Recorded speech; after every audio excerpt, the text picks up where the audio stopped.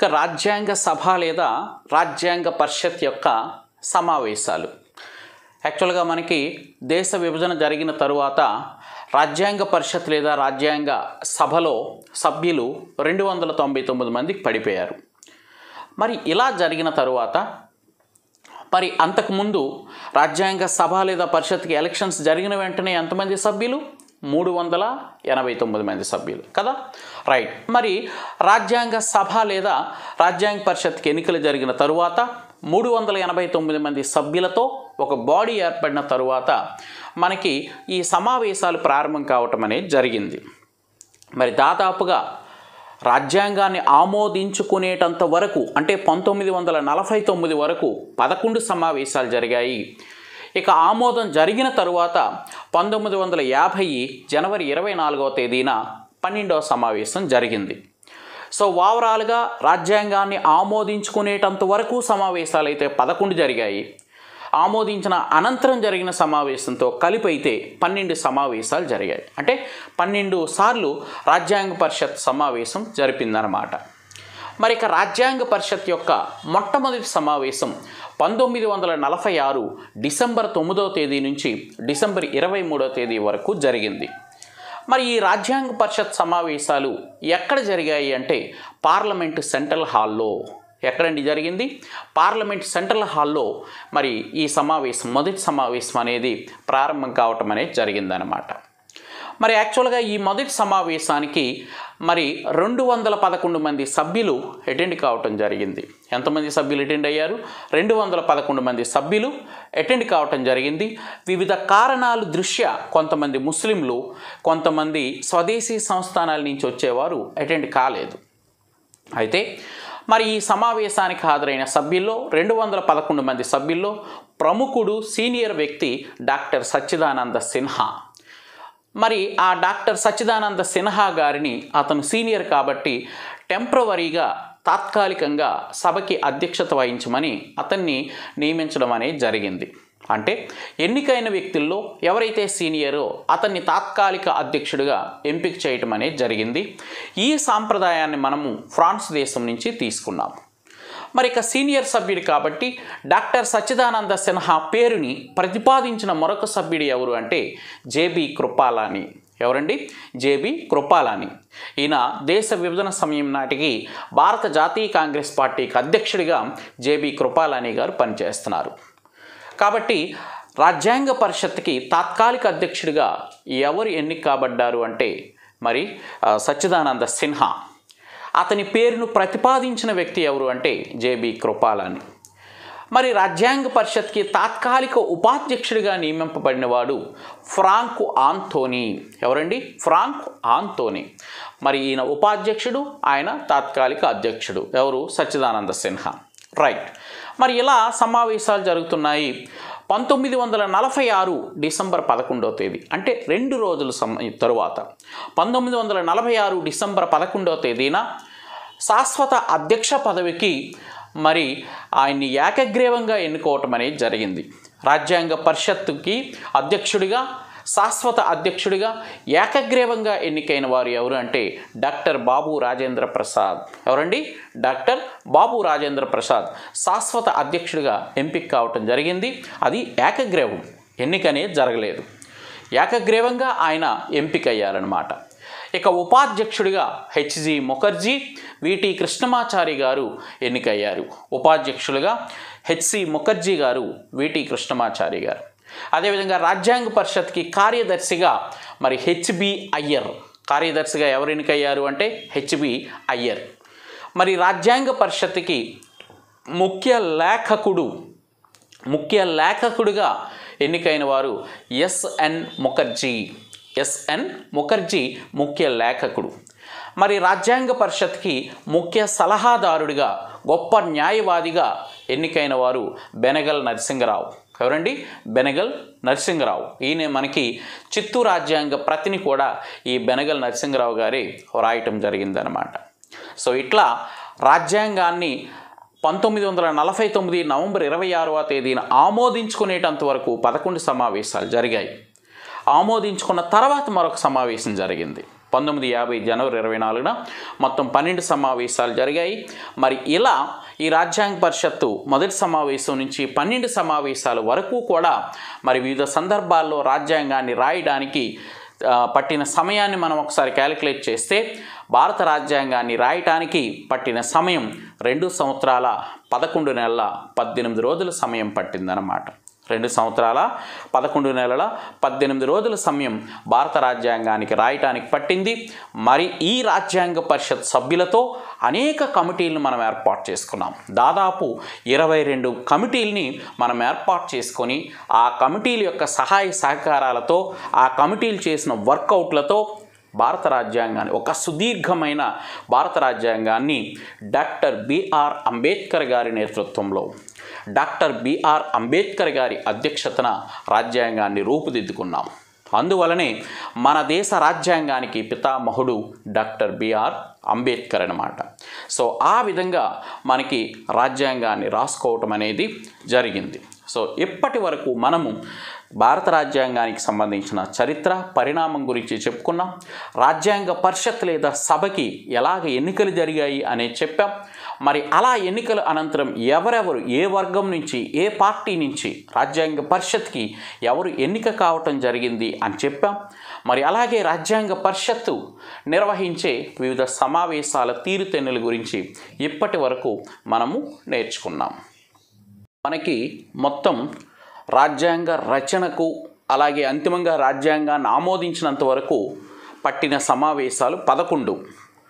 ఇక రాజ్యాంగాన్ని 1949 నవంబర్ 26వ తేదీన మనం ఆమోదించేసిన తర్వాత కూడా చివరిగా మరొక సమావేశం 1950 జనవరి 24న జరిగింది. మొత్తం 12 సమావేశాలు గమనించాలి. రైట్. అయితే ఈ సమావేశాల్లో తొలి సమావేశంలోనే 1946 డిసెంబర్ 13వ తేదీన రాజ్యాంగ పరిషత్ తొలి సమావేశంలో జవహర్లాల్ నెహ్రూ గారు లక్ష్యాలు ఆశయాలు తీర్మానాన్ని ప్రవేశపెట్టడం జరిగింది. మరి ఇంతకీ లక్ష్యాలు ఆశయాలు తీర్మానం అంటే ఏమిటి?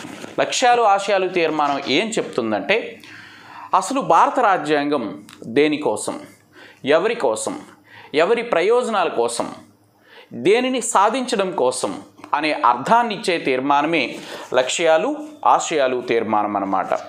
మరి ఈ లక్ష్యాలు ఆశయాలు తీర్మానాన్ని ప్రవేశపెట్టిన వారు జవహర్లాల్ నెహ్రూ. అయితే ఇక్కడ ఒక మాట గమనించాలి మనం. ఈ లక్ష్యాలు ఆశయాలు తీర్మానాన్ని జవహర్లాల్ నెహ్రూ రూపొందించే ముందు దేనిని పరిగణలోకి తీసుకుని ఇతను దీన్ని రూపొందించడం జరిగింది అంటే అంతకుముందు వాళ్ళ తండ్రి గారు 1928వ సంవత్సరంలో ఒక రిపోర్ట్ ఇవ్వటం జరిగింది. దాన్నే మోతీలాల్ నెహ్రూ రిపోర్ట్ అంటాం. ఆ మోతీలాల్ నెహ్రూ రిపోర్ట్ని ప్రాతిపదికగా చేసుకొని 1946 డిసెంబర్ 13వ తేదీన జవహర్లాల్ నెహ్రూ గారు లక్ష్యాలు ఆశయాలు తీర్మానాన్ని రూపొందించి ప్రవేశపెట్టడం జరిగింది. మరి ఈ లక్ష్యాలు ఆశయాలు తీర్మానాన్ని రాజ్యాంగ పరిషత్ తన 2వ సమావేశంలో అంటే రాజ్యాంగ పరిషత్తు 2వ మీటింగ్లో 1947 జనవరి 22వ తేదీన దీనిని ఆమోదించింది. గమనించాలి, వెరీ ఇంపార్టెంట్. 1946 డిసెంబర్ 13వ తేదీన తీర్మానం ప్రవేశపెడితే 1947 జనవరి 22వ తేదీన రాజ్యాంగ పరిషత్ లక్ష్యాలు ఆశయాల తీర్మానాన్ని ఆమోదించిందనమాట. ఈ లక్ష్యాలు ఆశయాలు తీర్మానమే తరువాత మనకి రాజ్యాంగ ప్రవేశిక లేదా పీఠిక లేదా ప్రియాంబుల్ అనేది రూపొందించడానికి ఆధారభూతమైంది. గమనించాలి మిత్రమా. సో ఇలా మనకి 11+1 12 సమావేశాలు రాజ్యాంగ పరిషత్ నిర్మించుకుంది. ఇకపోతే మనకి రాజ్యాంగ పరిషత్తులో ఉండే వివిధ కమిటీలు గమనించాలి సోదరులారా. రాజ్యాంగ పరిషత్ యొక్క పని ఏమిటి అంటే భారతదేశానికి రాజ్యాంగాన్ని రూపొందించడం. దీనికోసం పరిషత్తు వివిధ కమిటీలుగా విభజన చెందడం అనేది జరిగిందనమాట. సో కాబట్టి రాజ్యాంగ పరిషత్తులో మొత్తం 22 కమిటీలు విభజన చేయటం జరిగింది, 22 కమిటీలుగా. మరి ఈ 22 కమిటీల్లో 10 కమిటీలు విధాన నిర్ణయక కమిటీలు. గమనించాలి, విధాన నిర్ణయక కమిటీలు ఎన్ని అంటే 10. అలాగే విషయ నిర్ణాయక కమిటీలు ఎన్ని అంటే 12. అంటే రాజ్యాంగం యొక్క విధి విధానాల్ని రూపొందించడానికి సంబంధించిన కమిటీలు 10. వాటినే మనం విధాన నిర్ణయక కమిటీలు అన్నాం. ఇకపోతే విషయ నిర్ణయక కమిటీలు రాజ్యాంగంలో పొందుపరిచిన విషయానికి సంబంధించి వివిధ వర్కౌట్లు చేసి విషయాన్ని పొందుపరచడానికి 12 కమిటీలను ఏర్పాటు చేసుకోవటం జరిగింది. మరి కాబట్టి మొత్తం కమిటీలు 22. సో ఇక్కడ మనము ఆ కమిటీలకు సంబంధించి కొన్ని ముఖ్యమైన కమిటీలు, వాటి యొక్క అధ్యక్షులు, వాటికి సంబంధించిన వివరాలను గురించి మనము వివరంగా చర్చిద్దాం. మెయిన్ కమిటీసు, ఆ కమిటీస్కి అధ్యక్షులు వెరీ ఇంపార్టెంట్. రైట్. మరి రాజ్యాంగానికి సంబంధించి సలహా సంఘం, అడ్వైజరీ కమిటీ. సలహా సంఘం అనేది, ఈ అడ్వైజరీ కమిటీ అనేది చాలా పెద్ద కమిటీ అండి. మరి ఈ సలహా సంఘం లేదా అడ్వైజరీ కమిటీకి అధ్యక్షులు, చైర్మన్ ఎవరు అంటే సర్దార్ వల్లభాయ్ పటేల్. ఈ అడ్వైజరీ కమిటీ అండర్లో 4 సబ్ కమిటీస్ పనిచేస్తాయన్నమాట, 4 ఉపసంఘాలు. ఆ 4 ఉపసంఘాలు ఏమిటి అంటే ప్రాథమిక హక్కుల ఉపసంఘము, దీనికి చైర్మన్ జేబీ కృపాలాని. అదేవిధంగా అల్పసంఖ్యాక హక్కుల ఉపసంఘం, దీనికి చైర్మన్ హెచ్సి ముఖర్జీ. అలాగే నార్త్ ఈస్ట్ ఫ్రాంటియర్స్ అంటే అస్సాంతో కలిపి నార్త్ ఈస్ట్ ఫ్రాంటియర్స్కి సంబంధించిన కమిటీ, దీనికి చైర్మన్ గోపీనాథ్ బార్దోలాయ్. అదేవిధంగా అస్సాంలో ఉండే ప్రాంతాలని మినహాయిస్తూ, అస్సాంని మినహాయిస్తూ ఏర్పరిచిన కమిటీకి చైర్మన్ ఏవి ఠక్కర్. సో ఈ 4 సబ్ కమిటీస్ కూడా సలహా సంఘం అండర్లో పనిచేస్తాయి. ఇంకా మిగతా కమిటీస్కి వస్తే కేంద్ర ప్రభుత్వ అధికారాల కమిటీ, దీనికి చైర్మన్ జవహర్లాల్ నెహ్రూ. రాష్ట్ర రాజ్యాంగ కమిటీ, దీనికి చైర్మన్ జవహర్లాల్ నెహ్రూ. అదేవిధంగా కేంద్ర రాజ్యాంగ కమిటీ, దీనికి చైర్మన్ జవహర్లాల్ నెహ్రూ. రాష్ట్ర రాజ్యాంగ కమిటీ, దీనికి చైర్మన్ సర్దార్ వల్లభాయ్ పటేల్. రాష్ట్ర రాజ్యాంగ విధాన కమిటీకి చైర్మన్ ఎవరంటే సర్దార్ వల్లభాయ్ పటేల్. ఓకేనండి. తర్వాత రాష్ట్రాలకు సంబంధించి రాజ్యాంగ ముసాయిదా సంఘం, రాజ్యాంగ ముసాయిదా సంఘం డ్రాఫ్టింగ్ కమిటీ. ఈ రాజ్యాంగ ముసాయిదా సంఘం అనేది అతి ప్రధానమైన కమిటీ, దీనికి చైర్మన్ ఎవరంటే బిఆర్ అంబేద్కర్. అదేవిధంగా ఆర్థిక అంశాలకు సంబంధించిన కమిటీ, ఈ ఆర్థిక అంశాలకు సంబంధించిన కమిటీకి చైర్మన్ నళిని రంజన్ సర్కార్. అదేవిధంగా చీఫ్ కమిషనరేట్ ప్రాంతాలకు సంబంధించిన కమిటీ, చీఫ్ కమిషనరేట్ ప్రాంతాలకు సంబంధించిన కమిటీకి చైర్మన్ పట్టాభి సీతారామయ్య. అదేవిధంగా జాతీయ జెండాకు సంబంధించిన కమిషన్, మరి దీనికి చైర్మన్ డాక్టర్ బాబు రాజేంద్ర ప్రసాద్. దీన్ని జెండా కమిటీ అంటారు. ఈ జెండా కమిటీకి చైర్మన్ ఎవరు అంటే డాక్టర్ బాబు రాజేంద్ర ప్రసాద్. అదేవిధంగా రూల్స్ కమిటీకి చైర్మన్ డాక్టర్ బాబు రాజేంద్ర ప్రసాద్. అదేవిధంగా ఆర్థిక మరియు స్టాఫ్ కమిటీకి చైర్మన్ బాబు రాజేంద్ర ప్రసాద్. ఓకేనండి. సో ఇలా రాజేంద్ర ప్రసాద్ 4 కమిటీలకు చైర్మన్గా ఉన్నాడు చూడండి. సో అదేవిధంగా సుప్రీంకోర్టు తాత్కాలిక అధికారాలకు సంబంధించి కమిటీకి చైర్మన్ ఎవరంటే S Varadaraja Iyer. So S Varadaraja Iyer supreme court తాత్కాలిక కమిటీకి సంబంధించి అధికారాలకు సంబంధించి కమిటీ. అదేవిధంగా రాజ్యాంగ పరిశీలన కమిటీకి చైర్మన్లు 2 ఉన్నారు. జవహర్లాల్ నెహ్రూ ఒక ఆయన, అల్లాడి కృష్ణస్వామి అయ్యర్ అన్నమాట. అదేవిధంగా commission for linguistic based system. So ఈ భాషా ప్రయుక్త రాష్ట్రాలు ఏర్పాటుకు సంబంధించి రాజ్యాంగ పరిషత్ ఆధ్వర్యంలో ఒక కమిటీ ఉందన్నమాట. దానికి చైర్మన్ ఎవరు అంటే ఎస్కే థార్. ఓకేనండి. అదేవిధంగా హౌస్ కమిటీ, సభా కమిటీ అంటాం. దీనికి చైర్మన్ భోగరాజు పట్టాభి సీతారామయ్య. అలాగే ఆర్డర్ ఆఫ్ బిజినెస్ కమిటీకి చైర్మన్ ఎవరు అంటే కేఎం మున్సి. అలాగే క్రెడెన్షియల్ కమిటీ, ఈ క్రెడెన్షియల్ కమిటీకి చైర్మన్ ఎవరు అంటే Alladi Krishnaswami Ayyar. Credential committee chairman ఎవరు అంటే అల్లాడి కృష్ణస్వామి అయ్యర్. గమనించాలి.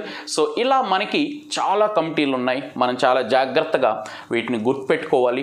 కాంపిటేటివ్ ఎగ్జామ్స్లో అయితే ఈ కమిటీ అడగడం, దీని చైర్మన్ ఎవరు. ఫర్ ఎగ్జాంపుల్ అడ్వైజరీ కమిటీకి చైర్మన్ ఎవరు, ప్రాథమిక హక్కుల ఉపసంఘానికి చైర్మన్ ఎవరు? కృపాలాని. ఇక్కడ ఒక మాట మనం గుర్తుపెట్టుకోవాలి, ప్రాథమిక హక్కుల ఉపసంఘానికి చైర్మన్ జేబీ కృపలాని. కానీ ప్రాథమిక హక్కుల కమిటీకి చైర్మన్ ఎవరు అంటే సర్దార్ వల్లభాయ్ పటేల్. ఇక్కడ మీరు గమనిస్తే ప్రతి కమిటీ కూడా భారత రాజ్యాంగంలో ఉండవలసిన విధి విధానాలకు సంబంధించి, ఒక కమిటీ ఏమో ఫండమెంటల్ రైట్స్కి సంబంధించి, ఒక కమిటీ ఏమో మైనారిటీ రైట్స్కి సంబంధించి, ఒక కమిటీ కేంద్ర ప్రభుత్వ అధికారాలకు సంబంధించి, ఒక కమిటీ రాష్ట్ర ప్రభుత్వ అధికారాలకు సంబంధించి.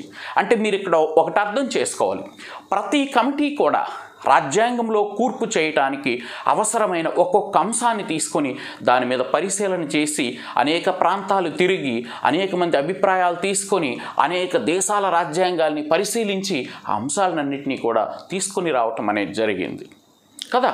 అందుకే రాజ్యాంగ పరిషత్ కమిటీలుగా విభజన చెంది ఈ దేశానికి అవసరమైన రాజ్యాంగాన్ని రూపొందించడానికి వర్కౌట్ చేయటం జరిగిందనమాట. మరి మిత్రులారా, ఈ కమిటీలన్నిటిలోకి కూడా అతి పెద్ద కమిటీ అనే ఒక కమిటీని మనం చెప్పాం. చాలా పెద్ద కమిటీ ఒకటి ఉంది అని చెప్పాం. ఆ కమిటీ ఏది అంటే అడ్వైజరీ కమిటీ, సలహా సంఘము. ఓకేనా? ఈ అడ్వైజరీ కమిటీ లేదా సలహా సంఘానికి చైర్మన్ సర్దార్ వల్లభాయ్ పటేల్. మరి ఇది పెద్ద కమిటీ అని ఎందుకు అంటున్నామంటే ఇందులో ఒక చైర్మన్ ఉంటారు, 54 మంది సభ్యులు. ఎంతమంది సభ్యులు? మొత్తం 55 మంది అన్నమాట చైర్మన్తో కలిపి. ఎంత ఎక్కువ మంది ఏ కమిటీలో కూడా లేరు. అందువలనే ఇది అతి పెద్దది. ఇకపోతే రాజ్యాంగ పరిషత్తులో ఉండే కమిటీల్లో అతి ప్రధానమైనది, అతి ముఖ్యమైన కమిటీ ఏది అంటే డ్రాఫ్టింగ్ కమిటీ, ముసాయిదా సంఘం. ఈ డ్రాఫ్టింగ్ కమిటీ లేదా ముసాయిదా సంఘానికి చైర్మన్ డాక్టర్ బిఆర్ అంబేద్కర్. ఇతనిని మనం ఆధునిక మనువు, అదేవిధంగా భారత రాజ్యాంగానికి పితామహుడు. అన్ని కమిటీలని మానిటరింగ్ చేస్తూ ఈ దేశానికి అవసరమైన రాజ్యాంగాన్ని రూపొందించే బాధ్యతని ఎవరు తీసుకున్నారు అంటే ఈ drafting committee. Doctor B R Ambedkar నేతృత్వంలో ఉన్న డ్రాఫ్టింగ్ కమిటీయే ఈ బాధ్యతను తీసుకోవటం జరిగింది. 1947 ఆగస్టు 29వ తేదీన ఈ కమిటీ ఏర్పడింది. 1947 ఆగస్టు 29వ తేదీన ఈ కమిటీ ఏర్పడిందండి. ఇందులో సభ్యులు కూడా ఉన్నారు. డ్రాఫ్టింగ్ కమిటీలో సభ్యత్వంగా ఉండేవారు ఎవరంటే గోపాలస్వామి అయ్యంగార్, ఈయన ఒక మెంబర్. అల్లాడి కృష్ణస్వామి అయ్యర్, ఈయన ఒక మెంబర్, రెండో మెంబర్. ఇక మూడో member KM Munshi, third member. Fourth member Mohammed Syed Saadulla, fourth member. Fifth member BL Mittal ఉండేవారండి, ఫిఫ్త్ మెంబర్. అయితే ఈయన 1947లో ఆరోగ్యం బాగోలేకపోతే ఈయన స్థానంలో కె మాధవరావు గారు అని చెప్పి ఫిఫ్త్ మెంబర్గా అపాయింట్ అయ్యారు. ఇకపోతే last sixth member DP Khaitan. ఈ డిపి ఖైతాన్ గారు 1948లోనే మరి ఆయన మరణించడంతో ఆ ప్లేస్లో టిటి కృష్ణమాచారి గారు మెంబర్గా రావటం జరిగింది. సో ఇట్లా ఈ డ్రాఫ్టింగ్ కమిటీలో 6 సభ్యులు ఉంటారండి. అతి ప్రధానమైన కమిటీ, భారత రాజ్యాంగానికి అంతిమ రూపం ఇచ్చిన కమిటీ. మరి ఈ కమిటీకి చైర్మన్ ఎవరు అంటే డాక్టర్ బిఆర్ అంబేద్కర్. సో కమిటీలు మోర్ ఇంపార్టెంట్. ఈ కమిటీలందరూ కూడా వర్కౌట్స్ చేయడం వల్లనే అంతిమంగా మనకి భారత రాజ్యాంగం అనేది మనం అనుభవిస్తున్నాం అన్నమాట. రాజ్యాంగ పరిషత్ రాజ్యాంగాన్ని రచించే టైంలో వివిధ దశల్లో అనేక కార్యకలాపాలను నిర్వర్తించింది. ప్రధానంగా ఆ దశలను ఒకసారి మనం మాట్లాడితే మొదటి దశలో అంటే 1946 డిసెంబర్ 9 నుంచి 1947 ఆగస్టు 15 అంటే స్వతంత్రం వచ్చినంత వరకు రాజ్యాంగం పరిషత్తు రాజ్యాంగపరమైన విధులు మాత్రమే నిర్వర్తించింది. అంటే డాక్టర్ బాబు రాజేంద్ర ప్రసాద్ అధ్యక్షుడిగా రాజ్యాంగపరమైన విధులను మాత్రమే రాజ్యాంగ పరిషత్ నిర్వహించింది. తర్వాత ఇక సెకండ్ స్టేజ్లో 1947 ఆగస్టు 15 నుంచి 1949 నవంబర్ 26 అంటే రాజ్యాంగాన్ని ఆమోదించుకునేటంత వరకు ఈ స్టేజ్లో రాజ్యాంగ పరిషత్తు రాజ్యాంగపరమైన విధులతో పాటు ఈ దేశ పరిపాలనకు అవసరమైన చట్టపరమైన విధులు అంటే శాసనపరమైన విధుల్ని కూడా నిర్వర్తించిందనమాట. ఇక మూడవ దశలో 1949 నవంబర్ 26వ తేదీ నుంచి 1952 మే 13వ తేదీ వరకు అంటే పార్లమెంట్ ఏర్పడినంత వరకు రాజ్యాంగ పరిషత్ కేవలం తాత్కాలిక పార్లమెంటుగా పనిచేసిందనమాట. అంటే దేశ శాసనపరమైన విధులను నిర్వర్తిస్తూ తాత్కాలిక పార్లమెంటుగా ఈ రాజ్యాంగ పరిషత్ అనేది వ్యవహరించింది, గమనించాలి. సో తాత్కాలిక పార్లమెంటుగా పనిచేసింది ఎవరు? రాజ్యాంగ పరిషత్. ఎప్పటి నుంచి? 1949 నుంచి 49 నవంబర్ 26 నుంచి 1952 మే 13 వరకు కూడా. ఇలా రాజ్యాంగ పరిషత్తు తాత్కాలిక పార్లమెంటుగా మారి శాసనపరమైన విధులను నిర్వర్తిస్తునేటప్పుడు దీనికి చైర్మన్గా గణేష్ వాసుదేవ్, అంటే తాత్కాలిక పార్లమెంటుకి అధ్యక్షుడిగా గణేష్ వాసుదేవ్ మౌలాంకర్, జీవి మౌలాంకర్ వ్యవహరించారు. ఉపాధ్యక్షుడిగా అనంత సైనం అయ్యం గారు వ్యవహరించడం అనేది జరిగింది.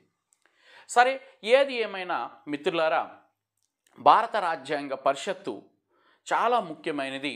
మరి ఇందులో ఉండే కమిటీల్లో ముసాయిదా కమిటీ అనేది వెరీ వెరీ ఇంపార్టెంట్, చాలా ముఖ్యమైన కమిటీ. మరి ఈ ముసాయిదాకి సలహాదారుడిగా వ్యవహరించిన, ముసాయిదా కమిటీకి సలహాదారుడిగా వ్యవహరించిన వ్యక్తి బెనగల్ నరసింహరావు. ఈయనే మనకి రాజ్యాంగానికి సంబంధించి ఒక డ్రాఫ్ట్ని రూపొందించారు, ఒక చిత్తు ప్రతిని రూపొందించడం అనేది జరిగిందనమాట. దాదాపు 13 షెడ్యూళ్ళు 398 ఆర్టికల్స్తో ఒక చిత్తు ప్రతిని రూపొందించి ఈ దేశంలో అనేక మంది మేధావుల యొక్క అభిప్రాయాలు తీసుకోవాలి అని చెప్పి బయటకు పంపించడం జరిగింది. అటువంటి సందర్భంలో ఈ ముసాయిదాలో దాదాపు 7635 సవరణలు ప్రతిపాదించడం జరిగింది. ఇలా 7635 సవరణల్ని, అంటే మార్పులు చేయాలి అని చెప్పి అభిప్రాయాలు చెప్పడం జరిగిందనమాట. ఇందులో ఎక్కువ సవరణలు చేసిన వ్యక్తి ఎవరు అంటే హెచ్వి కామత్. మొత్తం సవరణలు ఎన్ని వచ్చాయి? 7635. వీటిలో రాజ్యాంగ పరిషత్ మరలా కూర్చొని ఏవి సవరించాలి, ఏవి ఉంచాలి అని నిర్ణయం చేసి చివరికి 2473 సవరణల్ని వాళ్ళు ఆమోదం చేయటం అనేది జరిగిందనమాట. సో ఇలా రాజ్యాంగం ముసాయిదా కమిటీ అంతిమ రాజ్యాంగాన్ని రూపొందించింది. మరి ఈ అంతిమ రాజ్యాంగాన్ని రూపొందించి 1949 నవంబర్ 26వ తేదీన, ఆ రోజు శనివారం అండి, నవంబర్ 26వ తేదీన రాజ్యాంగాన్ని ఆమోదించుకోవటం అనేది జరిగిందనమాట. రాజ్యాంగ పరిషత్ యొక్క 11వ మీటింగ్లో 1949 నవంబర్ 26వ తేదీన భారత రాజ్యాంగాన్ని రాజ్యాంగ పరిషత్ ఆమోదించడం జరిగింది. అందువలనే నవంబర్ 26వ తేదీన మనకి రాజ్యాంగ దినోత్సవంగా మనము సెలబ్రేట్ చేసుకుంటున్నాం. ఆ రోజు రాజ్యాంగాన్ని ఆమోదించేటప్పటికీ భారత రాజ్యాంగంలో 395 అధికరణలు లేదా ఆర్టికల్స్ ఉన్నాయి, 8 షెడ్యూల్స్ ఉన్నాయి, 22 భాగాలు ఉన్నాయి రాజ్యాంగంలో. సో ఇలా ఆమోదం జరిగిన తరువాత సరే రాజ్యాంగాన్ని ఆమోదించుకున్న తరువాత మరి 1950 జనవరి 24వ తేదీన మరలా ఒక సమావేశం జరిగింది. అది 12వది అనమాట, అదే చివరిది కూడా. ఈ సమావేశంలో జనగణమన్ని జాతీయ గీతంగా, వందే మాతరంను జాతీయ గేయంగా, డాక్టర్ బాబు రాజేంద్ర ప్రసాద్ని భారత రాష్ట్రపతిగా ఎన్నుకుంటూ ఏకగ్రీవ తీర్మానం అనేది చేయటం జరిగింది. అనంతరం 1950 జనవరి 26వ తేదీ నుంచి భారత రాజ్యాంగం అనేది అమల్లోనికి వచ్చింది. 395 ఆర్టికల్స్, 8 షెడ్యూల్స్, 22 భాగాలు, 403 పేజీలు కలిగి భారత రాజ్యాంగం 1950 జనవరి 26వ తేదీ నుంచి అమల్లోనికి వచ్చింది. ఇది ప్రపంచంలోనే అతిపెద్ద లిఖిత రాజ్యాంగం. అందువలనే హెచ్వి కామత్ గారు భారత రాజ్యాంగాన్ని ఐరావతంతో పోల్చాడు. జంతురాజ్యంలో ఐరావతం, ఇంద్రుని వాహనమైన ఐరావతం ఎంత పెద్దదో ఈ ప్రపంచ రాజ్యాంగాలలో భారత రాజ్యాంగం అంత పెద్దది. అతిపెద్ద సుదీర్ఘ లిఖిత రాజ్యాంగం. 395 ఆర్టికల్స్, 8 షెడ్యూల్స్, 22 భాగాలు. ఏ దేశ రాజ్యాంగానికి ఇన్ని లేవు. సో అలా 1950 జనవరి 26 నుంచి అమల్లోనికి వచ్చింది. మరి ఈరోజు భారత రాజ్యాంగంలో ఉండే ప్రస్తుతం 464 అధికరణలు ఉన్నాయి, 12 షెడ్యూళ్ళు ఉన్నాయి, 25 భాగాలు ఉన్నాయి, 5 అనుబంధాలు ఉన్నాయి. 464 ఆర్టికల్స్, 12 షెడ్యూళ్ళు, 25 భాగాలు, 5 అనుబంధాలు, అపెండిక్స్ ఉన్నాయన్నమాట.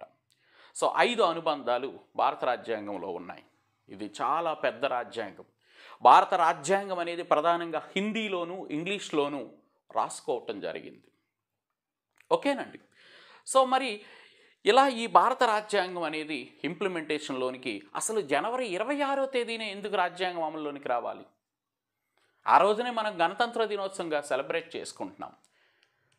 1950 జనవరి 26 ఆ రోజు గురువారం, ఆ రోజు నుంచి అమల్లోనికి వచ్చింది. అసలు జనవరి 26న ఎందుకు రావాలి అంటే, అంతకుముందు మనం చెప్పాం 1929 డిసెంబర్ 27వ తేదీ నుంచి 31వ తేదీ వరకు కరాచీ నగరంలో కాంగ్రెస్ సమావేశం జరిగింది. జవహర్లాల్ నెహ్రూ గారు సంపూర్ణ స్వరాజ్యాన్ని సాధించాలని తీర్మానం చేశారు. అందువలన తర్వాత జనవరి నెల, డిసెంబర్ అయిపోయిన తర్వాత జనవరి 1930 జనవరి 26వ తేదీన మనం ప్రభుత్వాన్ని ఏర్పరచుకున్నాం. మనమే పరిపాలించుకున్నాం. పూర్ణ స్వరాజ్యాన్ని సాధించుకున్నాం. అందువలనే జనవరి 26వ తేదీన అప్పట్లో పూర్ణ స్వరాజ్ దినోత్సవం అనేవారు. కాబట్టి బ్రిటిష్ వాళ్ళ టైంలోని మన ప్రభుత్వాన్ని మనం పాలించుకున్నాం. సంపూర్ణ రాజ్యాన్ని మనం సాధించుకొని పరిపాలించుకున్నాం. అందువలన మరలా రాజ్యాంగాన్ని కూడా జనవరి 26వ తేదీనే అమల్లోకి తీసుకొచ్చాం. అయితే ఆ తేదీ నుంచి భారత రాష్ట్రపతి పదవిలోనికి రావటం జరిగింది. కాబట్టి మనది గణతంత్ర రాజ్యం కాబట్టి రాజ్యాంగం అమల్లోనికి రావడం, దేశాధినేతని మనం పరోక్షంగా ఎన్నుకోవడం రెండూ ఒకసారి జరిగాయి. అందువలన ఆ రోజున మనం గణతంత్ర దినోత్సవంగా మనం ప్రకటించుకుంటున్నామన్నమాట. మరి మిత్రులారా, భారత రాజ్యాంగానికి సంబంధించి ఎంత ఖర్చు జరిగింది అంటే 64 లక్షల రూపాయలు రాజ్యాంగాన్ని రాయడానికి ఖర్చు జరిగింది. దాదాపు 60 దేశాల రాజ్యాంగాలని మనం పరిశీలించి అంతిమంగా భారత రాజ్యాంగాన్ని రూపొందించుకోవటం జరిగింది. కాబట్టి ఎప్పుడైతే 1956 జనవరి 26 నుంచి రాజ్యాంగం అమల్లోనికి వచ్చిందో అంతవరకు ఉండే రాజ్యాంగ సభ లేదా రాజ్యాంగ పరిషత్ అనేది రద్దయిపోయి తాత్కాలిక పార్లమెంటుగా అది వ్యవహరించిందనమాట. సో ఇలా మనము భారత రాజ్యాంగాన్ని రూపొందించి అమలుపరుచుకున్నామండి. ఈ దేశంలో కేంద్రంలో కానీ రాష్ట్రంలో కానీ శాసనాలను తయారు చేసే శాసన నిర్మాణ శాఖ కానీ, అలాగే మరి శాసనాల్ని అమలుపరిచే కార్యనిర్వాహక అంగం కానీ, మరి ఈ రెండు అంగాలు రాజ్యాంగబద్ధంగా పరిపాలన చేస్తున్నాయా లేదా అని కాపాడే అధికారం కలిగిన న్యాయశాఖ కానీ, మూడు కూడా రాజ్యాంగానికి లోబడి పనిచేయవలసిన అవసరం ఉంది. ఈ దేశానికి అత్యుత్తమమైన శాసనం రాజ్యాంగం. రాజ్యాంగమే అత్యున్నతమైన శాసనం. ఆ శాసనానికి లోబడి శాసన నిర్మాణ కార్యనిర్వాహక న్యాయశాఖలు పనిచేసి ప్రజాస్వామ్యాన్ని నిలబెట్టాలి. భారత రాజ్యాంగం అనేది అద్భుతమైన రాజ్యాంగం.